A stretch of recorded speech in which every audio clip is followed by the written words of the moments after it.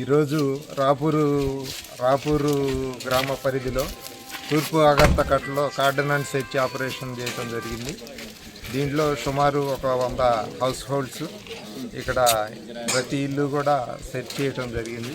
దీంట్లో మా Atmakur sub division అదేవిధంగా స్పెషల్ పార్టీ పార్టిసిపేట్ చేయడం జరిగింది.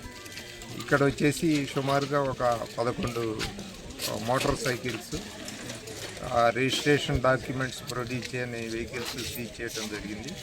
అదేవిధంగా ఇక్కడ గ్రామస్తులతోటి ఒక అవగాహన కార్యక్రమం కూడా చేయడం జరిగింది. దానికి అక్కడ ఈ తూర్పు ఆగర్తకట్లో గ్రామ పెద్దలు జయరామయ్య గారు, చాంద్ బాషా గారు, మిగతా గ్రామస్తులు అందరూ కూడా పార్టిసిపేట్ చేశారు.